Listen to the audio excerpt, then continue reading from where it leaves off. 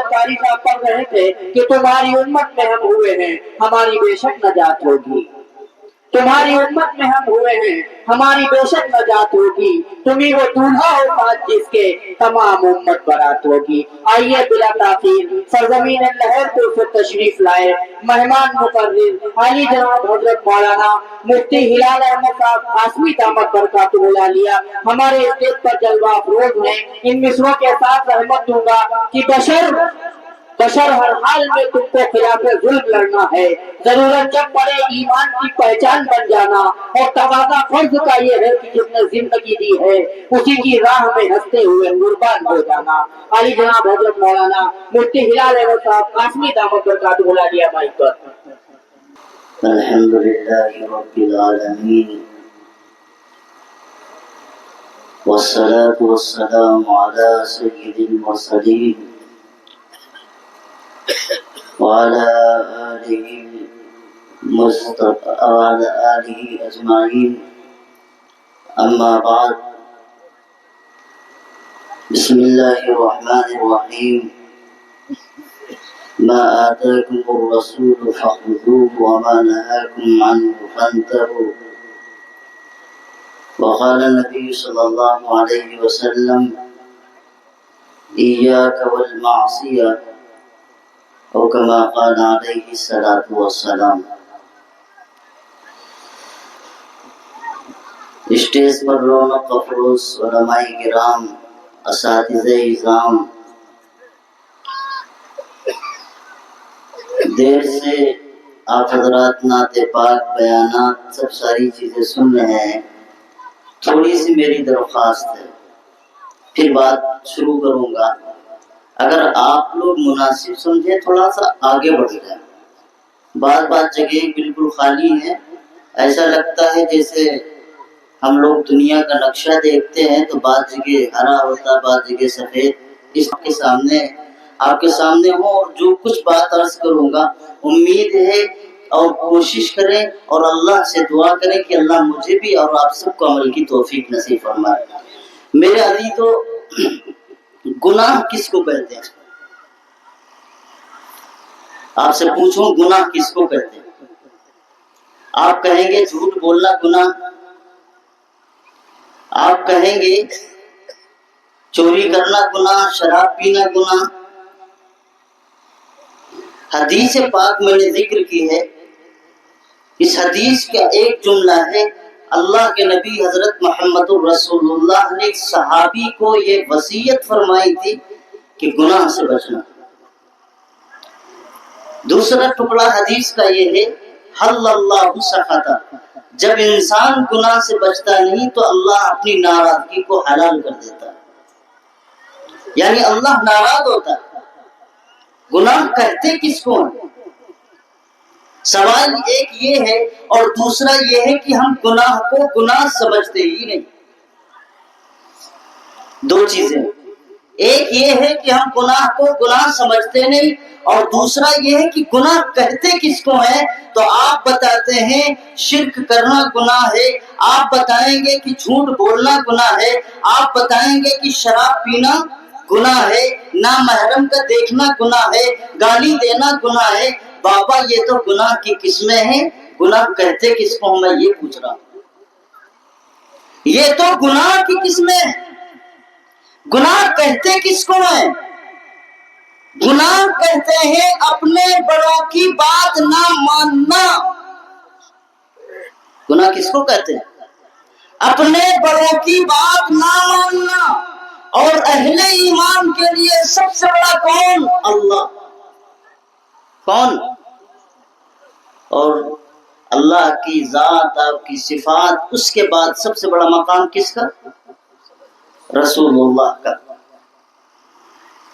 فَاسْأَلُوا أَهْلَ الذِّكْرِ إِن كُنتُمْ لَا تَعْلَمُونَ۔ نہیں معلومات ہے تو اللہ والوں سے، نہیں معلومات ہے تو علم والوں سے، ان سے جا کر کے پوچھو۔ اطیعوا اللہ و اطیعوا رسول، اللہ کی اطاعت کرو، رسول صلی اللہ علیہ وسلم کی اطاعت کرو، اور وَأُولِي الْأَمْرِ مِنْكُمْ، اور جو لوگ اس لائق ہیں، جن کو اللہ تعالیٰ نے اس لائق بنایا ہے، ان کی اطاعت کرو۔ تو بات یہ رہی تھی میری، میں کہہ رہا تھا کہ گناہ کس کو کہتے ہیں؟ گناہ کہتے ہیں بڑوں کی بات نہ مان، اور اس میں بھی دو طرح، ایک ہے بڑوں کی بات نہ ماننا، اور دوسرا ہے ایک آدمی بڑوں کی بات تو مان رہا ہے لیکن بڑوں کے منشا کے مطابق نہیں کر رہا۔ دو چیزیں، ایک ہے بڑوں کی بات ماننا، اسے بھی نافرمان کرتے ہیں، اور ایک ہے کہ بڑوں کی بات تو مان رہا ہے لیکن بڑوں کے منشا کے مطابق نہیں مان رہا ہے، اسے بھی نافرمان کرتے ہیں۔ بات سمجھ گئے کہ نہیں؟ تو اللہ اور اللہ کے رسول صلی اللہ علیہ وسلم کی بات کو نہ ماننا ایک، پھر اللہ اور اس کے رسول صلی اللہ علیہ وسلم کی بات کو ان کے منشا کے مطابق نہ ماننا دو، دونوں چیزوں کو نافرمانی کہا جاتا ہے، دونوں چیزوں کو گناہ کہا جاتا ہے۔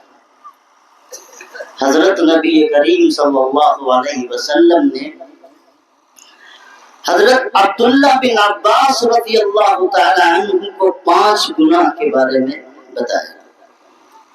میں انشاءاللہ اسی پر تھوڑی بہت بات کر دوں گا۔ 5 گناہ کے بارے میں بتایا۔ عبداللہ بن عباس رضی اللہ تعالی عنہ کون ہے؟ آپ کے چچا حضرت عباس رضی اللہ تعالی عنہ کے صاحبزادے۔ عبداللہ بن عباس رضی اللہ تعالی عنہ جب آپ صلی اللہ علیہ وسلم مکے سے مدینہ کی طرف ہجرت کر رہے تھے، اس سے 3-4 سال پہلے آپ کی پیدائش ہوئی۔ حضرت عبداللہ بن عباس رضی اللہ تعالی عنہ پیغمبر کے وہ صحابی اور ساتھی، پیغمبر کے وہ صحابی اور ساتھی ہیں کہ جن کے بارے میں اللہ کے رسول صلی اللہ علیہ وسلم نے دعا فرمائی، اللہم علمہ الکتاب، اللہم علمہ الکتاب، اے اللہ عبداللہ بن عباس کو اپنے قرآن کا علم دینا۔ یہی وجہ ہے قیامت تک کے جتنے مفسرین آتے ہیں ان سب کا سرا حضرت عبداللہ بن عباس کی تفسیر سے جا کے ملتا ہے۔ یہ نبی پاک صلی اللہ علیہ وسلم کی دعا کی برکت، آقا عالم صلی اللہ علیہ وسلم نے دعا فرمائی تھی۔ یہی حضرت عبداللہ بن عباس رضی اللہ تعالیٰ عنہ جن کو رئیس المفسرین کہا جاتا ہے، اور دوسری دعا فرمائی تھی، اللہم فقہ فی الدین، اے اللہ اس کو دین کی سمجھ عطا فرما، دین کا فقیہ بنا، دین کو جاننے والا اور دین کا علم رکھنے والا بنا۔ میرے عزیزو، امت میں حضرت عبداللہ بن عباس رضی اللہ تعالیٰ عنہ جیسا نہ کوئی مفسر ہے نہ کوئی فقیہ ہے، وہ عبداللہ بن عباس رضی اللہ تعالیٰ عنہ جو 70 اور 71 سال کی عمر میں دنیا سے گئے ہیں۔ جب آپ کا جنازہ قبر میں اتارا جا رہا تھا تو غیب سے آواز آ رہی تھی، فادخلی فی عبادی وادخلی جنتی یا ایھا النفس المطمئنہ۔ جس روح کے بارے میں اللہ نے فرمایا کہ نیک روحوں کا حال یہ ہوتا ہے، اللہ خطاب کر کے کہتا ہے، اے نیک روح، اے نفس مطمئنہ، تو اپنے بندے میں داخل ہو کر کے بندے کو جنت میں داخل کر۔ آواز آ رہی ہے حضرت عبداللہ بن عباس رضی اللہ تعالیٰ عنہ کا جب جسد پاکی قبر کے اندر اتارا جا رہا ہے۔ یہ حضرت عبداللہ بن عباس ہیں۔ اللہ کے نبی صلی اللہ علیہ وسلم نے 5 گناہوں کے سلسلے میں بیان فرمایا۔ میں نے آپ کو بتایا کہ گناہ کہتے کس کو ہے؟ گناہ کہتے ہیں اپنے بڑوں کی نافرمانی کرنا۔ نمبر 2، بڑوں کی بات مان بھی لے تب بھی بڑوں کے منشا کے مطابق نہ کرے۔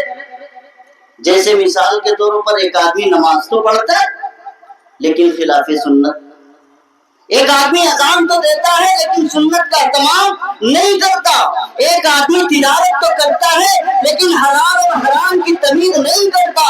یہ تمام چیزیں وہ ہیں جو نافرمانی میں شامل ہوتی ہیں۔ تو میرے عزیزو، اللہ کے نبی حضرت محمد الرسول اللہ صلی اللہ علیہ وسلم نے ارشاد فرمایا، اور کیا فرمایا؟ جب کسی قوم کے اندر خیانت عام ہو جائے، پہلا گناہ، جب کسی قوم کے اندر خیانت عام ہو جائے، اللہ فی قلوبہم الرعب، پھر ایسی قوم کے اندر اللہ رعب کو ایسا ڈال دیتے ہیں کہ وہ کسی کے سامنے ٹک نہیں سکتے۔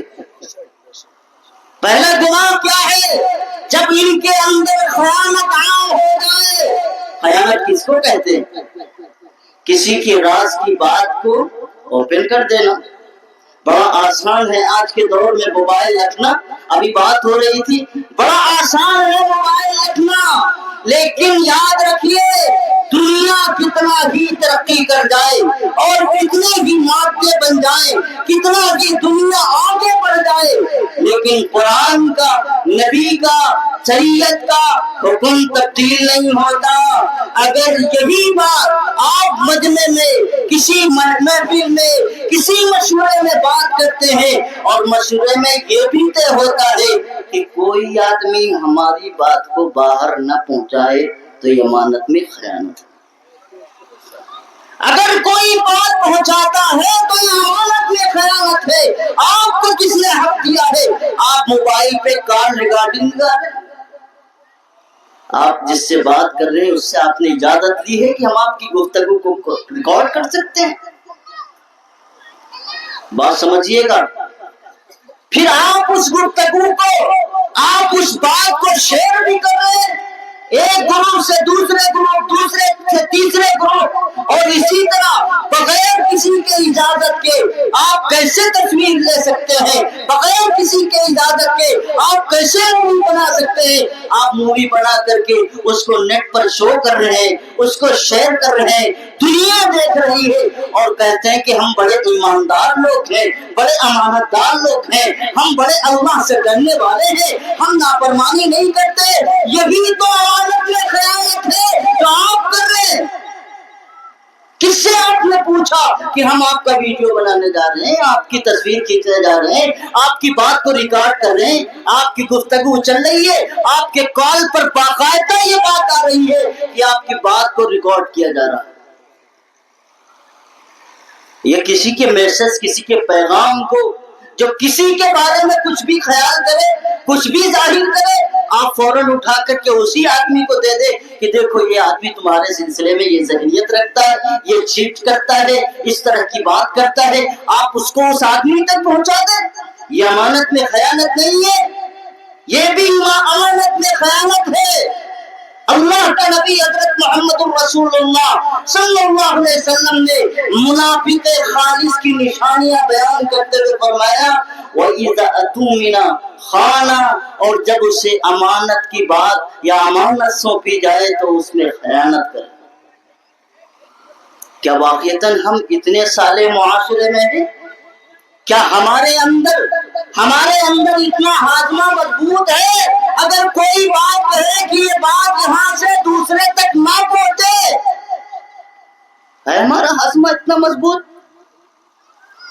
24 گھنٹہ ہم سر سجدے میں رکھیں، نماز پڑھیں، روزہ رکھیں، سب کچھ کریں، مسجد میں ہیں، مسجد سے باہر نکلے سارے راز اگل دیے، مسجد میں ہیں، مسجد سے باہر نکلے ساری چیزیں کر دی۔ کوئی گناہ ایسا نہیں ہے جو ہمیں 40 سال، 30 سال، 20 سال مسجدوں سے جڑے ہوئے ہو گئے لیکن وہ گناہ ہم سے نہیں چھوٹ رہے۔ اور قرآن کیا کہتا ہے، نبی کا فرمان کیا کہتا ہے؟ ہماری ہر مسجد میں لکھا ہے الصلاۃ تنہا عن الفحشاء والمنکر۔ کل بد نظر تھا تو آج بھی 80 سال کی عمر میں بھی وہ کسی دوشیزہ کو دیکھ کر کے اپنی آنکھیں سینک رہا۔ کل بد زبان تھا آج بھی بد زبان، کل گالیاں دیتا تھا تو آج بھی گالیاں دیتا ہے، کل بھی خیانت کرتا تھا تو آج بھی خیانت کرتا ہے۔ ابھی اس کے اندر ذرہ برابر بھی تبدیلی نہیں آئی ہے، جبکہ عمر 70 اور 60 کی گزر گئی ہے اور مسجدوں کے فرض توڑنے میں کوئی کسر باقی نہیں۔ آخر نماز بھی ہمارے اندر تبدیلی نہیں کر پا رہی۔ اللہ کے نبی فرماتے ہیں نماز ایک ایسی چیز ہے جو انسان کو برائی اور تمام فاحش چیزوں سے بچاتی اور روکتی ہے۔ کیا مطلب ہے؟ مطلب یہ ہے میرے عزیزو، یقیناً ہماری نماز، ہم نماز تو پڑھتے ہیں لیکن بات تو وہی ہے، ہم مانتے تو ہیں لیکن بڑوں کے منشا کے مطابق نہیں مانتے۔ جب نماز سنت کے خلاف، وضو سنت کے خلاف، غسل سنت کے خلاف، سارے کام سنت کے خلاف ہیں تو اس کے اثرات اسی اعتبار سے ہوتے ہیں۔ اللہ کے نبی نے کیا فرمایا؟ جب امانت میں عام ہو جائے کسی قوم میں، امانت میں خیانت عام ہو جائے تو اللہ کے نبی فرماتے ہیں پھر اس قوم کے دلوں کے اندر رعب آتا ہے۔ یہاں ایک مطلون پہنا ہوا، ایک ڈنڈا گراتا ہوا، ایک پولیس کا آدمی آ جائے، مسلمان بہادر میدانوں میں نہیں دکھتے، اتنا ڈر لگتا ہے خاکی وردی سے، سفید وردی سے، اور اسی طرح روب نہیں ہے۔ ہمارے دلوں کے اندر یہ حالت نہیں ہے، کتنا ڈر رہے ہیں، دنیا ڈرا رہی ہے، ہم کانپ رہے ہیں، تھرا رہے ہیں۔ اہل ایمان کا حال تو یہ ہے جس کے دل میں ایمان ہو، خوف ہو ہی نہیں سکتا، یا تو ایمان ہوگا یا خوف، یا تو ایمان ہوگا یا خوف ہوگا۔ ڈرنے والی قومیں دوسری ہے، جو اللہ سے ڈرتا ہے وہ کسی سے نہیں ڈرتا، جو اللہ سے ڈرتا ہے کوئی چیز اس کو نہیں ڈرا سکتی۔ ہمارا حال تو یہ ہے کہ اگر ذرا سی ہوا تیز چلے تو ہمارے ذہن بدل جاتے ہیں، ہمارا حال تو یہ ہے ذرا سے مسائل آ جائے ہمارے ذہن بدل جاتے ہیں۔ اب کیا ہوگا، کب کیا ہوگا، کل کو کیا ہوگا، باہر مت نکلنا یہ کیا ہوگا، اندر مت جانا مت کیا ہوگا۔ اور سنو، اگر تمہارے دل میں ایمان ہے تو اپنے دل کے اندر یہ نقش کر کے ڈالا، اللہ جو چاہے گا وہ ہوگا۔ جان رہے گی تو اللہ چاہے گا تو رہے گی، اور اللہ نہیں چاہے گا تو نہیں رہے گی۔ جان تو بستر پہ بھی آنی ہے، وقت پڑا تو بستر کے بجائے روڈ پہ بھی آنی ہے۔ جان آئے گی تو کبھی کھیت میں بھی آ سکتی ہے، کھلیانوں میں بھی آ سکتی ہے، اسپتالوں میں بھی آ سکتی ہے۔ جب اس کا وقت ہوگا دنیا کا کوئی مائی کا لال اس موت کو روک نہیں سکتا۔ یہ روک کیوں آیا؟ اللہ کے نبی نے کہا جب قوم امانت میں خیانت کرنے لگے گی، ذرا اپنا تجزیہ کریں، ٹٹولے اپنے آپ کو۔ آج ہر مسلمان بزدل بنا ہوا ہے، بزدلی کی چادر اس کے اوپر آ چکی ہے۔ جو جرأت اور جو شجاعت اور جو بہادری کی داستانیں ہم اور آپ سناتے ہیں اپنے بڑوں کی، ان کا نام لینا بند کریں، ان کا نام لینا۔ ہم تو بزدلوں میں ہیں، ہمارے سروں پر بزدلی آ چکی ہے، ہم تو ڈرتے ہیں ان تمام ساری چیزوں سے۔ اور بھائی میرے، دنیا ڈرانے پہ آتی ہے، بہت ڈراتی ہے، لیکن اللہ کے بندے اور جیارے جن کے کپڑے بھی درست نہیں ہیں، جن کی صحیح دستار بھی نہیں ہے، جن کے پیر میں جوتے ہیں تو کبھی ہیں بھی نہیں، جن کے پاس صحیح سالم رہنے کو مکان نہیں ہے، کھانے کو کھانا نہیں ہے، لیکن وہ اللہ سے ڈرے، انہوں نے امانت کا پورا حق ادا کیا۔ پھر دنیا نے دیکھا 57 کے 57 ملک ان کے قدموں میں جھکے اور سلام کیا۔ اور میں آپ کو بتاتا ہوں وہ کوئی اور نہیں، وہ ہم جیسے اہل ایمان تھے جن میں امانت میں خیانت نہیں تھی۔ دنیا چلاتی رہی فلاں کو حوالے کر دو، فلاں کو حوالے کر دو، تمہارے ہاں ہم نہیں آئیں گے، ہم یہ فوج لے کے نہیں آئیں گے، تمہاری پہاڑوں پر ہم اس طرح کے بم نہیں ڈالیں گے۔ انہوں نے کہا ہم نہیں کر سکتے، یہ مہمان ہماری امانت ہے، ہم اس امانت میں خیانت نہیں کر سکتے۔ تخت جائے تو جائے، حکومت جائے تو جائے، کرسی جائے تو جائے، لاشیں گرے تو جائے، سب لاشیں گر جائے، بچے یتیم کرنا پڑے تو کرے۔ انہوں نے آج کے وقت میں صحابہ کی مثال پیش کی ہے، وہ امانت دار نہیں، ہماری طرح خیانت دار نہیں ہے۔ اللہ نے پھر ان کو پوری دنیا کے اندر جو عزت اور جو مقام عطا فرمایا ہے اپنی آنکھوں سے دیکھنا، نسلوں کو بتانے کی ضرورت نہیں ہے، نسل ہم اور آپ بیٹھے ہوئے کسی واقعے کا ذکر نہیں کر رہا، کسی تاریخ کو نہیں بتا رہا، ہمارے اور آپ کے سامنے مثالیں موجود ہیں۔ میرے بھائی، امانت کا مسئلہ تو بہت اہم ہے، بڑا لمبا ایک موضوع ہے، مستقل ایک موضوع ہے۔ اللہ نے ہم کو آنکھ دی، یہ امانت ہے، کام دیے، یہ امانت ہے، جسم امانت ہے، روح امانت ہے۔ یہی وجہ ہے کہ دنیا کے اندر کوئی انسان اگر اپنے آپ کی خودکشی کرتا ہے اللہ اسے حرام کرتا ہے، کیونکہ روح تمہاری نہیں ہے، یہ جسم تمہارا نہیں ہے، یہ روح تمہاری نہیں ہے، یہ جان تمہاری نہیں ہے، یہ اللہ نے تمہیں دی ہے، یہ تو ایک قالب ہے، ایک شکل ہے، اللہ نے تمہیں دنیا میں اختیار دیا ہے۔ تم دیکھتے ہو، تم بولتے ہو، زبان سے الفاظ نکالتے ہو، تم دانتوں سے چباتے ہو، تم کانوں سے سنتے ہو، تم پیروں سے چلتے ہو، تم ہاتھوں کا استعمال کرتے ہو، یہ ساری چیزیں امانت ہے، اور امانت کا حق یہ ہے انت الامانہ، امانت کا حق یہ ہے کہ امانت داری کا حق ادا کیا جائے۔ اللہ تعالیٰ نے فرمایا اپنی آنکھوں کو جھکی رکھو، نیچے کرو، تو اس کا حق ہے کسی غیر محرم کی طرف نہ دیکھو، یہ اس کا حق ہے، غلط بات نہ سنو، یہ اس کا حق ہے، زبان سے غلط بات نہ نکالو، یہ اس کا حق ہے۔ اور میرا عزیزو، جسم کا کوئی حصہ ایسا نہیں ہے جو اللہ کی نافرمانی کی طرف جائے گا، اللہ کی امانت کے خلاف ہوگا، اللہ کی امانت کے خلاف ہوگا، یہ خیانت ہوگی، اور کل اللہ تعالیٰ آپ سے یہ پوچھے گا، یہ سوال کرے گا۔ دوسرا گناہ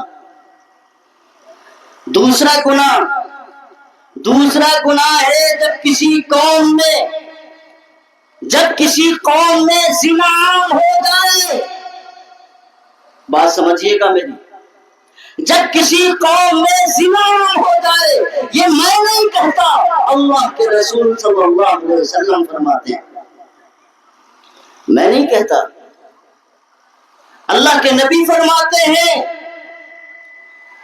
اللہ کے نبی نے ارشاد فرمایا جب کسی قوم میں زنا عام ہو جائے تو اللہ کے نبی فرماتے ہیں پھر اس قوم پر اللہ تعالی موت کی کثرت کر دیتا ہے۔ کیا کرتا ہے اللہ تعالیٰ؟ کیا کرتا ہے؟ موت کی کثرت کر دیتا ہے۔ اکثر فیہم الموت، اللہ تعالیٰ ایسی قوم کو موت کی کثرت دیتا ہے۔ آج پتا چلا گاؤں کا ایک جنازہ اٹھا تو دوسری طرف دیکھا دوسرے کا جنازہ اٹھا، کوئی اٹیک میں جا رہا ہے، کوئی بلڈ پریشر میں مر رہا ہے، کوئی شوگر میں مر رہا ہے، کوئی کسی بیماری میں مر رہا ہے، کسی کو بخار آیا، ابھی تو ٹھیک تھا اور 2 منٹ نہیں گزرے کہ وہ جنازہ گیا۔ ایک کتا ہے، ایک مٹی دیتا ہے، اور دوسرے گاؤں میں مٹی ہو رہی ہے، تیسرے گاؤں میں مٹی ہو رہی ہے، ایک رشتہ دار کی مٹی کے ہاتھ دھوئے نہیں، دوسرے رشتہ دار کا جنازہ تیار ہے۔ اللہ کے نبی نے فرمایا اس قوم کے اندر پھر موت کی کثرت ہوگی، اب نہ کوئی جوان نہ بوڑھا، کسی کا کوئی وقت نہ، ابھی تو ٹھیک ٹھاک تھے، یہاں سے اٹھے وہاں گئے، اٹیک پڑ گیا چلے گئے، کوئی کسی کا وقت متعین نہیں ہے۔ اور اللہ کے نبی نے فرمایا اس گناہ کی نحوست یہ ہوگی کہ اس قوم میں ان لوگوں کے اندر جن میں زنا عام ہوگا ان پہ موت کی کثرت ہوگی۔ نہیں ہو رہا ہے؟ گلی گلی کوچے کوچے شہر شہر کے اندر زنا عام ہو چکا ہے، زنا عام ہو چکا ہے، زنا کے سامان مہیا ہے۔ ایک زنا ہے، ایک اسباب زنا، ایک زنا ہے، ایک اسباب زنا ہے۔ جس موبائل کو ہم اٹھا کے دیکھتے ہیں اپنی آنکھوں سے ہم زنا نہیں کرتے، نہیں کرتے، نامحرموں کی تصویر اور ویڈیوز ہم نہیں دیکھتے، یہ زنا نہیں ہے، یہ آنکھ کا زنا ہے، یہ آنکھ کا زنا ہے۔ اور میرے بھائی یاد رکھیے گا اللہ کے نبی نے فرمایا جس قوم میں کثرت کے ساتھ زنا ہو تو اس قوم کے اندر کیا ہوتا ہے؟ موت کی کثرت ہوتی ہے، تانڈو مچا ہے موت کا۔ کون سا شہر، کون سی گلی ہے جہاں پہ پہلے کے مقابلے میں اب کثرت کے ساتھ موت واقع نہیں ہو رہی. اور معاف کیجیے گا میرے بھائی، جن حالات میں ہم اور آپ کی وفات اور موت ہو رہی ہے، اللہ بہتر سمجھے کہ ہماری زندگی کا آخری حصہ ایمان پر بچتا ہے کہ نہیں بچتا ہے. ہمارا اس دنیا سے جو خاتمہ ہو رہا ہے کس انداز میں خاتمہ ہو رہا ہے نہیں جانتے ہم، لیکن ہماری زندگی کا اکثر حصہ نافرمانی میں گزر رہا ہے. یہ دو باتیں میں نے آپ کے سامنے عرض کی. گناہ کا نقصان کیا ہوتا ہے؟ سوال یہ ہے، جسمانی نقصان بھی ہوتا ہے، روحانی بھی نقصان ہوتا ہے، دنیا کا بھی نقصان ہوتا ہے، آخرت کا بھی نقصان ہوتا ہے. یہ چار نقصان ہوتے ہیں. جسمانی نقصان یہ ہوتا ہے انسان کی عقل کمزور ہوتی ہے، انسان کی عقل کمزور ہوتی ہے. بڑے بڑے اولیاء اللہ، اہل علم، اہل عمل کو دیکھیے، اور بڑھتی ہے اور بڑھتی ہے، علم بڑھتا ہے اور بڑھتی ہے، عقل بڑھتی ہے اور بڑھتی ہے، فراست بڑھتی ہے اور بڑھتی ہے، ایمان کھاتے مارتا ہے. یہ کیوں ہے؟ یہ کیونکہ وہ علماء، وہ اہل علم، وہ اہل عمل ہیں، وہ اہل ذکر ہیں، وہ اللہ اللہ کرنے والے، گناہوں سے بچنے والے ہیں. اللہ تعالی نظامی عجیب و غریب بنائے ہوئے ہیں. عام لوگوں میں لوگ کمزور ہو جائیں، بوڑھے ہو جائیں، گھر میں عزت نہیں ہوتی. علماء بوڑھے ہو جائیں تو پوری قوم اپنے سر پہ اٹھا کے تاج بناتی ہے. کیوں ہوتا ہے؟ اللہ تعالیٰ عقل کو کمزور کرتا ہے. یہ پہلا جسمانی نقصان ہر انسان کا ہے. دوسرا نقصان یہ کہ ہر وقت چہرے پر پھٹکار ہوتی ہے، ہر وقت چہرے پر پھٹکار ہوتی ہے. یہ دوسرا نقصان کس کا ہے؟ گناہ کا.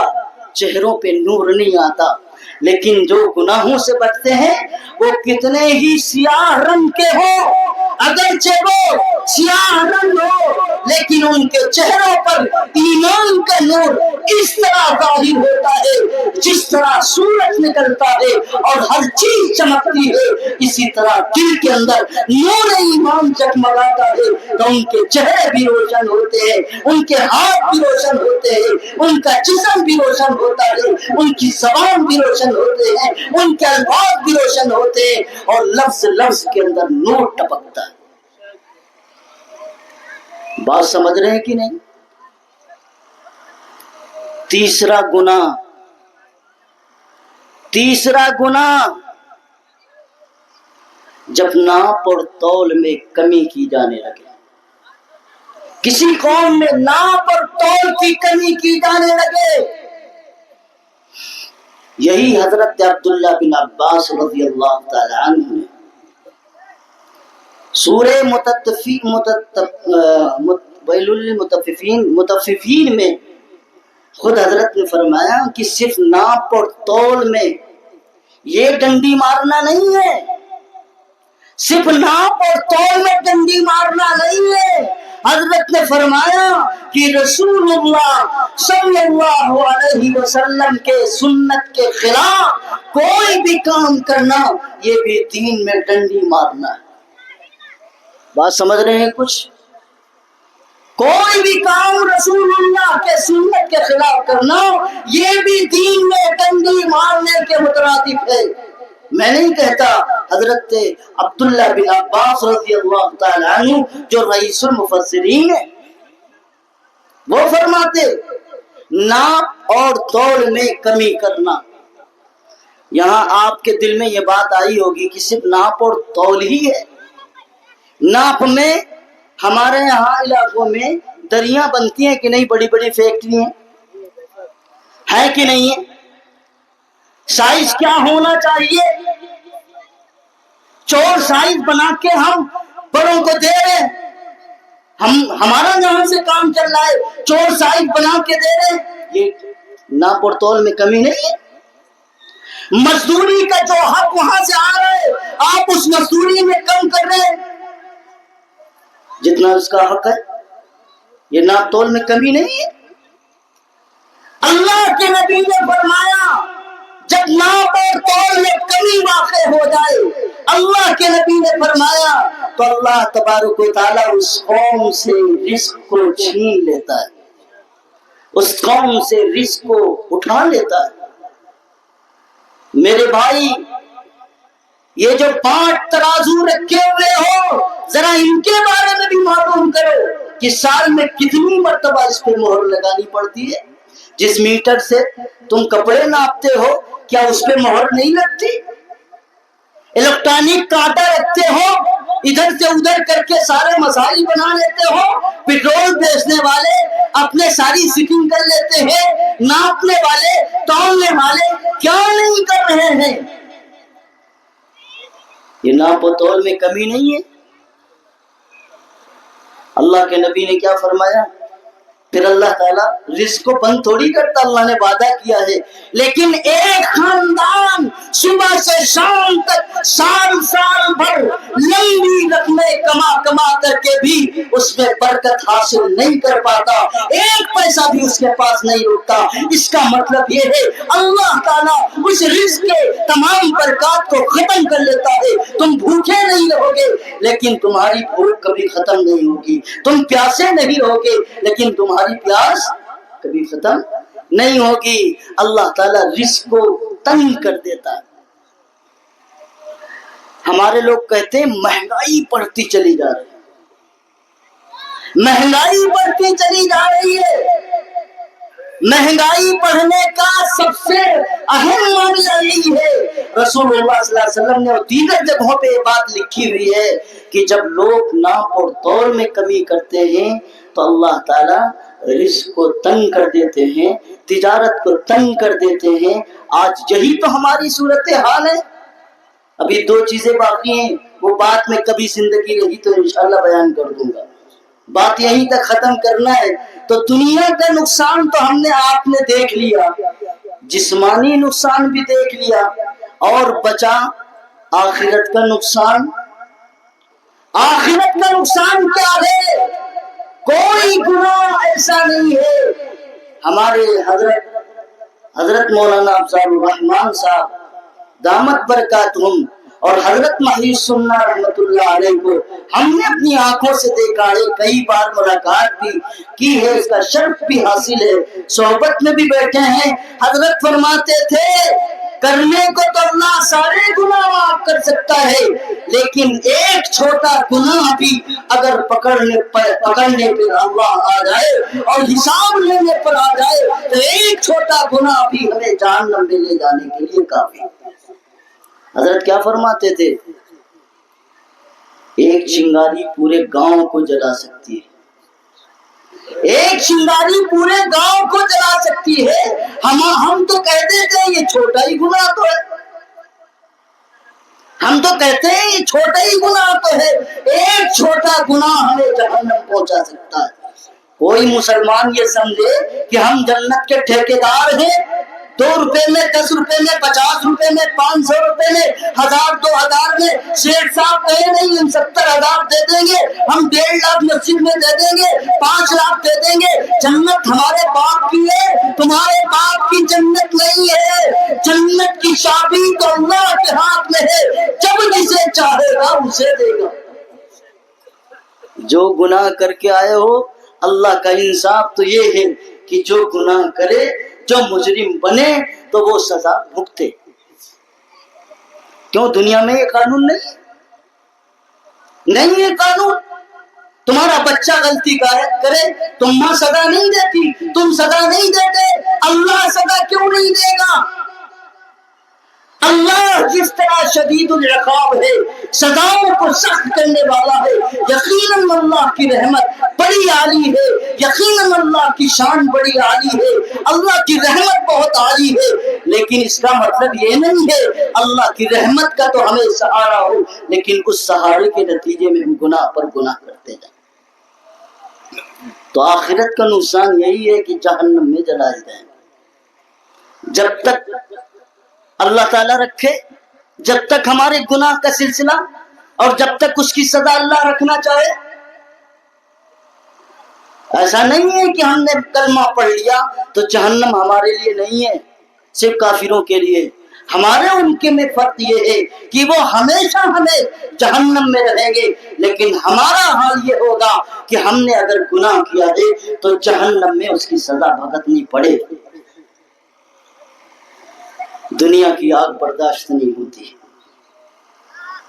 دنیا کی آگ برداشت نہیں ہوتی، یہاں کا ڈنک برداشت نہیں ہوتا، سانپ کا زہر برداشت نہیں ہوتا. جس جہنم کی بات کرتے ہو وہ جہنم کا حال تو عجیب و غریب ہے. قرآن نے ایسے انداز پہ لکھا ہے کہ اگر انسان ایک بار تصور کر لے تو پوری زندگی اسے نیند نہیں آ سکتی. اس لیے میرے عزیزو، میرے بھائیو، تو گناہ کے یہ نقصانات میں آپ کو بتا رہا ہوں. اللہ کے نبی نے جو چیزیں فرمائی ہیں، یقیناً یہ ساری چیزیں ہمارے سماج میں ہیں، ہم اس کا اقرار کرتے ہیں، ہے کہ نہیں؟ ہم کوئی دودھ کے دھلے نہیں ہیں، ہمارے اندر یہ چیزیں. یہی وجہ ہے کہ ہمارے دلوں پر لوگوں کا رعب پہنچ چکا ہے، کافروں کا رعب ہے، دشمنوں کا رعب ہے. وہ لوگ جو اللہ کو ماننے والے نہیں ہیں، ہمارے دلوں پر رعب ہو چکا ہے، ہمارے دل کمزور ہو چکے ہیں. رعب ہے، ہم کپاتے ہیں، ہم تھراتے ہیں، ہمارے ہاتھوں کے اندر کپکپاہٹ آتی ہے، ہم کسی کے سامنے بول نہیں سکتے، ایک لفظ نہیں بول سکتے. لیکن میرے بھائی، اللہ کا ایمان اور یقین ہمارے دل کے اندر ہوتا ہے. جب ہم امانت کے ساتھ امانت کی حقداری کا پاسداری کرتے ہیں اور اس کی حفاظت کرتے ہیں تو اللہ تبارک و تعالی رعب کو ختم کر کے اس دل کے اندر بہادری رکھتا ہے. قرآن نے ایسے لوگوں کے بارے میں تو فرمایا لا خوف علیہم ولا هم يحزنون. ہونے کو تو بڑے مستانے ہوتے ہیں جن کے پاس خود کا گھر نہیں ہوتا، بستر خود کا نہیں ہوتا. آج یہاں ہے تو کل وہاں ہے، کل وہاں ہے تو پرسوں وہاں ہے. جن کے کھانے کا کوئی انتظام نہیں، جن کے پاس شاہی محل نہیں، جن کے پاس فوج نہیں، جن کے پاس قوت نہیں، جن کے پاس حکومت نہیں، جن کے پاس تخت و تاج نہیں. لا خوف علیہم ولا هم يحزنون. وقت کا سپر پاور ہو، وقت کا طاقتور ہو، وقت کا فرعون ہو، وقت کا کتنا بڑا ہی قوت والا ہو، کہتے ہیں ہمیں نہ تم سے ڈر ہے نہ خوف ہے. ہم خوف کس لیے کرے؟ اللہ جب ہم کو دیکھتا ہے، اللہ کو ہم دیکھتے. جب ہم اللہ کے ہیں تو ہمیں خوف کس بات کا ہے، ہمیں غم کس بات کا ہے؟ تم زیادہ سے زیادہ قتل کر دو گے، مار دو گے. ہم تو چاہتے ہی ہیں کہ ہم اپنے آقا، اپنے مولا اللہ کے پاس جلد از جلد پہنچے اور اس کی زیارت سے مشرف. وہی مجدد الفسانی جن کے ہاتھوں میں ہتھکڑیاں پڑی ہیں، پیروں میں بیڑیاں پڑی ہیں، دربار میں کھینچ کے لے کے گئے. یہ تمہارے خلاف بولتا ہے، یہ تمہارے خلاف بولتا ہے. چھوٹا سا دروازہ، چھوٹا سا دروازہ. حضرت نے کہا رے میں اللہ کے علاوہ کسی کے سامنے سر جھکاتا نہیں ہوں، اس کے دربار میں جاؤں گا سر جھکانے کے لیے، سر جھکا کے اندر داخل کروں گا. آگے پہلے پیر کیا پھر سر. کیا کیا؟ پہلے پیر پھر سر.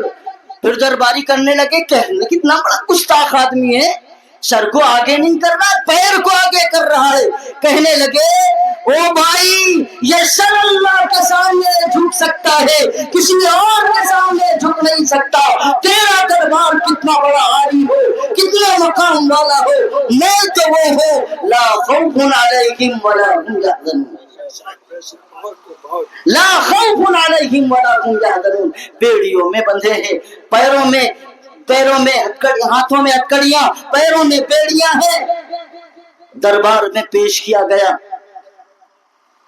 تلوار دکھانے والے تلوار دکھا رہے ہیں، فوج دکھانے والے فوج دکھا رہے ہیں.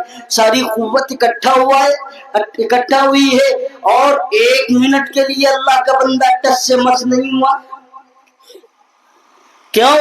بادشاہ نے حکومت میں بادشاہ نے اعلان کر دیا تھا پورے ملک کے اندر اکبر کا زمانہ ہے، اور اکبر نے دین الہی ایک الگ سا دین بنایا تھا. اکبر کا دین ختم، اکبر کا نام ختم، مجدد الف ثانی آج بھی سب کے دلوں کے اندر زندہ ہے اور قیامت تک انشاءاللہ زندہ رہیں گے۔ اکبر کے سامنے کھڑے ہوئے ہیں، تیرا دین نہیں مانتا تو جھوٹا ہے، تیرا دین نہیں مانتا۔ یہ شمشیروں سے ڈرنے والے لوگ نہیں تھے، ان کے دلوں کے اندر ایمان کی وہ اللہ نے توانائی بھر رکھی تھی کہ دنیا کی کوئی طاقت ایمان کو خرید نہیں سکتی۔ لا خوف علیہم ولا هم يحزنون۔ کتنے بڑے واللہ کے ولی، آپ کو کیا پتا؟ یہاں تو نیلے پیلے کالے نیلے کپڑے پہن کر کے کوئی نکل لے اور درچیر تار تسبیحات ڈال لے تو ہم سمجھتے ہیں اللہ کا ولی ہے۔ اللہ کا ولی وہ ہے جو رسول اللہ کے سنت کے مطابق زندگی گزارتا ہے، اس کے اوپر خوف ہوتا ہے تو صرف اللہ کا، وہ سنت کا عادی ہوتا ہے۔ اس لیے میرے بھائی، اللہ کے نبی حضرت محمد الرسول اللہ صلی اللہ علیہ وسلم نے جن گناہوں کے بارے میں بیان فرمایا ہے، اللہ سے دعا کریں کہ الہ العالمین ہمارے سماج سے یہ گناہ ختم کر دے، ہم لوگ گناہ سے توبہ کریں، ورنہ جو حالات ہمارے سامنے ہیں رسول اللہ نے 1400 سال پہلے اس کی پیشین گوئی کر دی تھی، آج منوان وہی ساری چیزیں آ رہی ہیں۔ اللہ مجھے بھی آپ سب کو عمل کی توفیق نصیب فرما دے کہ محمد سے وفا تو نے تو ہم تیرے ہیں، یہ جہاں چیز ہے کیا لوح و قلم تیرے ہیں۔ آمین واخر دعوانا الحمدللہ رب العالمین۔